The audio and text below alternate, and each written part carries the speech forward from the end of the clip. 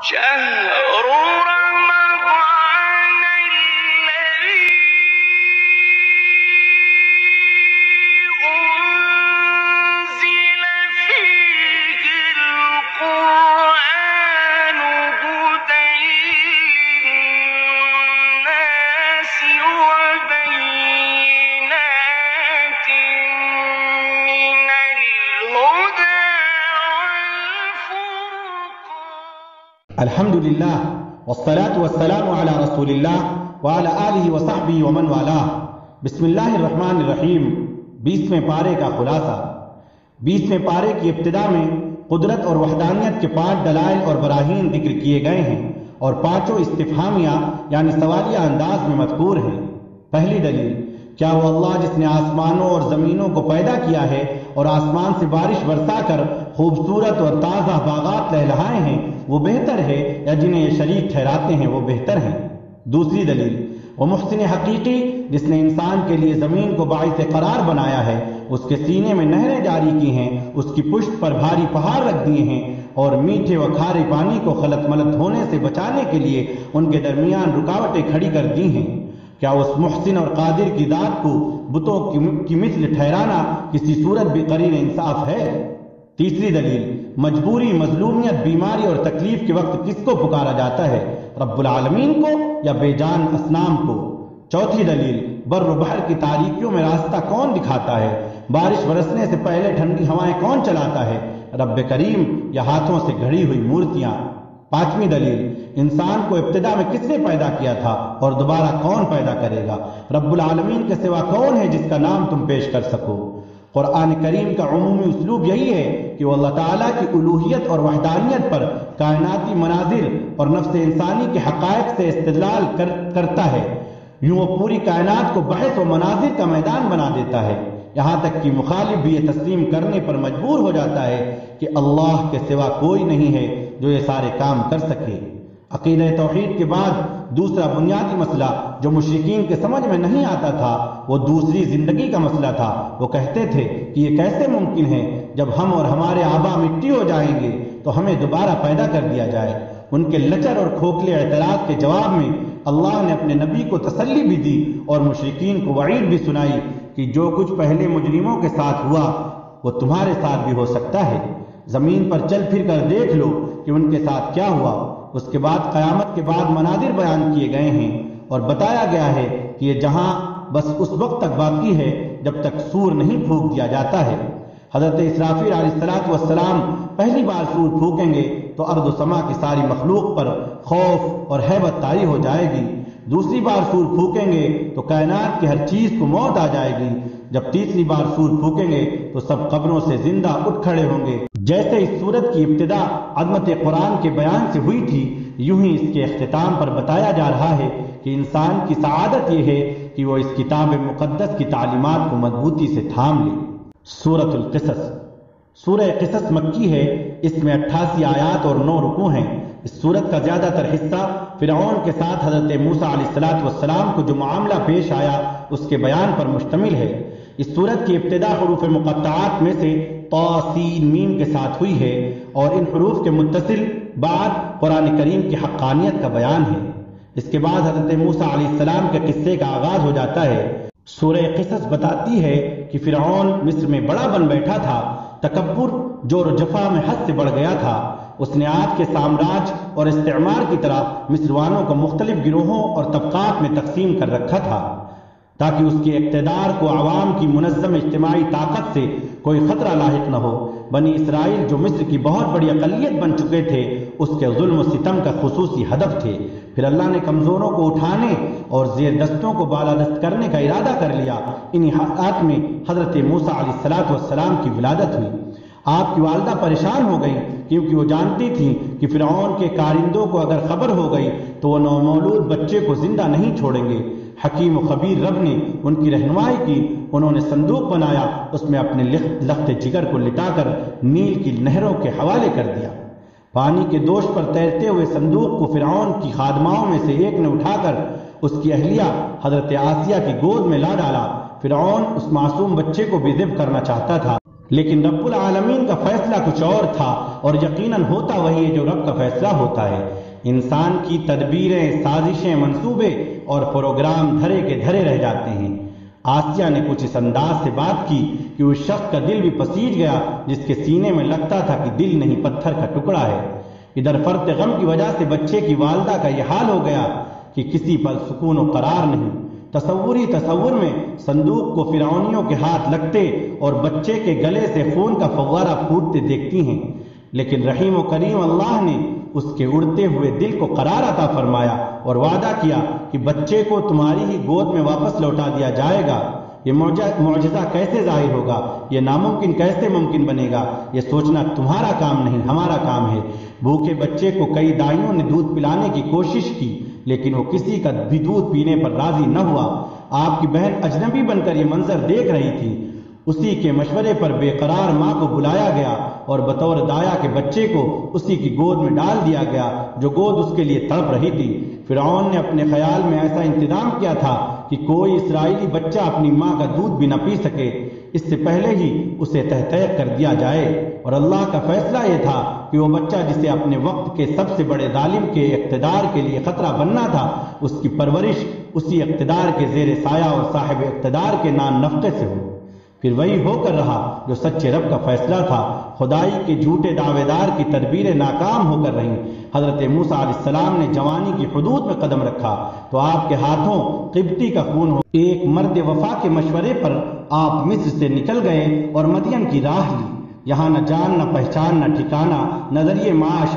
دعا کے لیے اسی کے سامنے ہاتھ اٹھا دیے جس نے زہریلے سانپ اور آدم خور بھیڑیے کے ہاتھوں پرورش کروائی تھی۔ کہا تو بس یہ کہ یا رب میں تیری عطا کا فقیر اور محتاج ہوں۔ آپ کی یہ دعا دریا بکوزہ کی مثال تھی، اس میں وہ سب کچھ آ گیا جس کا انسان محتاج ہو سکتا ہے، اور انسان کس چیز کا محتاج نہیں۔ اگر روٹی کا محتاج ہے تو بھوک کا بھی محتاج ہے، سائے کا محتاج ہے تو دھوپ کا بھی محتاج ہے، بیداری کا محتاج ہے تو نیند کا بھی محتاج ہے۔ ایک درخت کے سائے تلے بیٹھے تھے کہ دو باحیا اور پردہ دار بچیاں بکریوں کو ہکاتے ہوئے آ گئیں۔ ان کی بکریوں کو ازراہ احسان کنویں سے پانی کھینچ کر پلا دیا۔ بچیاں سمجھدار تھیں، اپنے والد حضرت شعیب علیہ السلام کے سامنے جا کر اس اجنبی مسافر کی قوت و طاقت اور امانت و دیانت کی تعریف کی۔ انہی میں سے ایک بچی کے ذریعے بلائے گئے نہ صرف باعزت و راحت ٹھکانہ میسر آیا بلکہ چند شرائط کے تحت رشتے کی بھی پیشکش ہو گئی۔ شادی کے بعد اہلیہ کو ساتھ لیے مصر واپس جا رہے تھے کہ ٹھٹھرتے ہوئے جنگل میں آگ بھڑکتے ہوئے دیکھی۔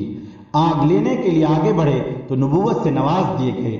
نبوت عطا کرنے والے نے عصا اور ید بیضا کا معجزہ دے کر اسی کے سامنے کلمہ حق کہنے کا حکم دیا جس نے اللہ کی زمین میں اللہ کے بندوں کو تنگ کر رکھا تھا اور جو اپنے سوا کسی کو بڑا ماننے کے لیے تیار نہ تھا۔ کلمہ حق کہہ دیا گیا، فرعون نے نہ ماننا تھا۔ اللہ نے اسے اٹھایا اور فوج کے پروں سمیت مادی ترقی کے اس سلوگن کو دریا کی طوفانی موجوں کے حوالے کر دیا۔ رہے نام اللہ کا۔ یہ قصہ جس کے نمایاں کردار تین ہیں، حضرت موسیٰ علیہ السلام، بنی اسرائیل اور فرعون، اور جس کا کچھ حصہ یہاں اور بقیہ جزیات پورے قرآن میں مذکور ہیں۔ اس قصے سے مجموعی طور پر جو بصیرتیں اور عبرتیں حاصل ہوتی ہیں وہ مولانا حفظ الرحمان سیربھاروی رحمۃ اللہ علیہ نے قصص القرآن میں ذکر فرمائی ہیں۔ ہم ان کا خلاصہ اپنے الفاظ میں افادہ عام کے لیے ذکر کر رہے ہیں۔ نمبر 1، اگر انسان مصائب و آلام پر صبر کرے تو دنیا اور آخرت میں اس کے اچھے نتائج برآمد ہوتے ہیں۔ نمبر 2، جو شخص اپنے معاملات میں اللہ پر بھروسہ رکھتا ہے اللہ تعالیٰ اس کی مشکلات ضرور آسان کر دیتا ہے۔ نمبر 3، جس کا معاملہ حق کے ساتھ عشق تک پہنچ جاتا ہے اس کے لیے باطل کی بڑی سے بڑی طاقت بھی ہیج ہو کر رہ جاتی ہے۔ نمبر 4، اگر کوئی بندہ حق کا پرچم لے کر پوری استقامت کے ساتھ کھڑا ہو جائے تو دشمنوں ہی کے گروہ سے اس کے حمایتی پیدا کر دیے جاتے ہیں۔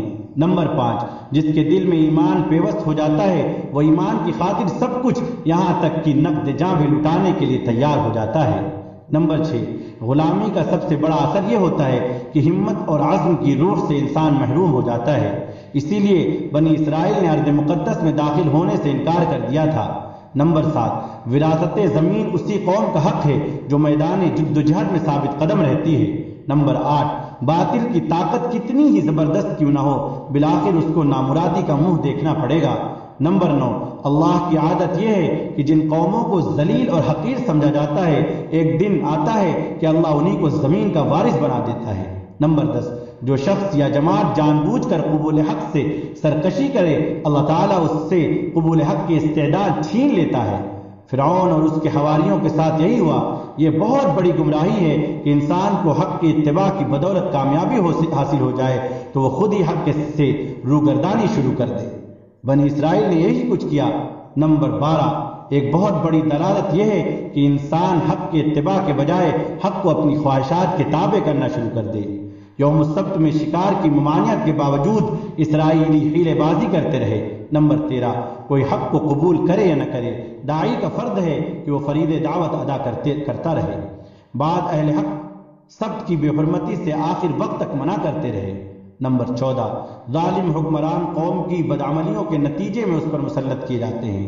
نمبر 15، اپنی قوم کو انسانوں کی غلامی سے نجات دلانا انبیاء اکرام علیہ السلام کی سنت ہے۔ حضرت موسیٰ علیہ السلام کا قصہ اور فرعون کا انجام بیان کرنے کے بعد مختلف آیات میں اہل مکہ کو تنبیہ کی گئی ہے۔ اہل کتاب میں سے ایمان لانے والوں کی تعریف کی گئی ہے۔ مشرکین کی جہالتوں اور حماقتوں کا ذکر ہے۔ دنیا فانی کے معلومات سے دھوکہ کھانے سے بچنے کی تلقین ہے۔ قیامت کے مناظر میں سے بعض مناظر کی منظر کشی ہے۔ اللہ تعالیٰ کی تخلیق اور اختیار کا بیان ہے۔ ان مضامین کے بعد فرعون جیسے ایک دوسرے متکبر اور سرکش انسان کا تذکرہ ہے۔ اس کا نام قارون تھا۔ خاندانی اعتبار سے حضرت موسیٰ علیہ السلام کا قرابت دار تھا۔ اکثر علماء نے اسے آپ کا چچا زاد قرار دیا ہے۔ اپنے وقت کا ہی نہیں، شاید آج کے بین الاقوامی سرمایہ داروں میں سے بھی سب سے بڑا سرمایہ دار۔ اس کے خزانے نہیں، خزانوں کی چابیاں اٹھانے کے لیے طاقتور مردوں کی ایک بڑی جماعت کی ضرورت پیش آتی تھی۔ دولت کی بہتات نے اسے خود سر مغرور بنا دیا تھا۔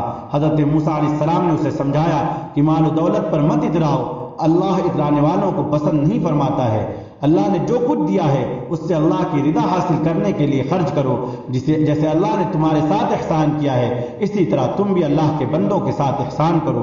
نہ کسی پر ظلم کرو اور نہ ہی روپیہ پیسہ ناجائز مصارف میں خرچ کرو۔ لیکن یہ ساری فہمائش اس کے سر کے اوپر سے گزر گئی۔ اس نے وہی جواب دیا جو ہر احمق، مغرور اور سرمایہ دار کہتا ہے۔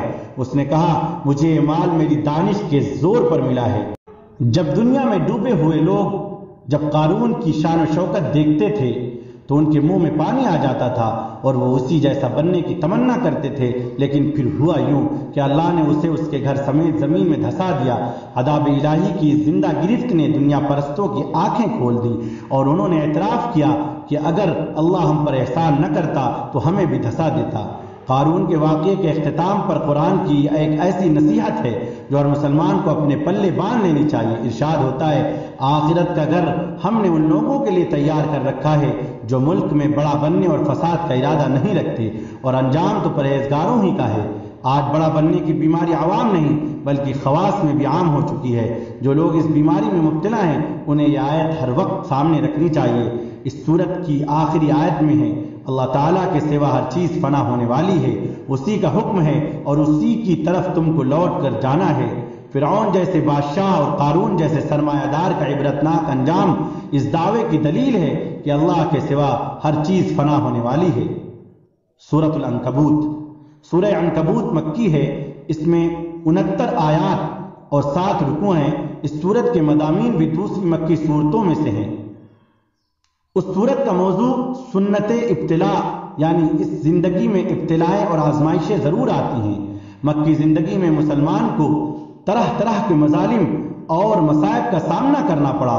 جب جور و جفا کے بادل پہم برس کر بھی نہ تھمے تو بتقاضائے بشریت بعض لوگ گھبرا اٹھتے تھے۔ انہیں سمجھانے کے لیے فرمایا گیا کہ ایمان والوں کو آزمانا اللہ تعالیٰ کی پرانی سنت اور دستور ہے تاکہ سچے اور جھوٹے مومن اور منافق میں امتیاز ہو جائے۔ صاحب ایمان بڑے بڑے حوادث کے سامنے استقامت رکھتا ہے، جبکہ زبانی کلامی ایمان کے دعوے کرنے والوں کے قدم ڈگمگا جاتے ہیں اور ان میں سے بعض دنیاوی تکلیفوں سے بچنے کے لیے معاذ اللہ مرتد ہو جاتے ہیں۔ ارشاد ہوتا ہے اور بعض لوگ ایسے ہیں جو کہتے ہیں کہ ہم تو تمہارے ساتھ تھے، کیا اللہ نہیں جانتا جو کچھ اہل عالم کے سینوں میں ہے؟ ایمان والوں میں سے سب سے زیادہ اور سخت آزمائشیں اللہ کے نبیوں پر آئیں، اس لیے اس صورت میں حضرت نوح، حضرت ابراہیم، حضرت موسیٰ، حضرت ہارون علیہ السلام کے قصے اجمالی طور پر ذکر کیے گئے ہیں تاکہ ایمان والے جان لیں کہ اہل حق پر ابتلائیں تو آتی ہیں لیکن یہ ابتلائیں دائمی نہیں ہوتی، انجام کار اہل حق کو غلبہ نصیب ہوتا ہے اور ان کے مخالفین کو ہلاک ہونا پڑتا ہے۔ سورت کے اختتام پر مشرکین کے بتوں کو عنکبوت یعنی مکڑی کے ساتھ تشبیہ دی گئی ہے، جیسا کہ اس کا جالا بے حد کمزور ہوتا ہے، نہ سردی سے بچا سکتا ہے، نہ گرمی سے، اور نہ ہی تیز ہواؤں کا مقابلہ کر سکتا ہے۔ یوں ہی مشرکوں کے بت کمزور ہیں، نہ انہیں نقصان سے بچا سکتے ہیں اور نہ ہی کوئی فائدہ پہنچا سکتے ہیں۔ صدق اللہ العظیم۔ والسلام علیکم ورحمۃ اللہ وبرکاتہ۔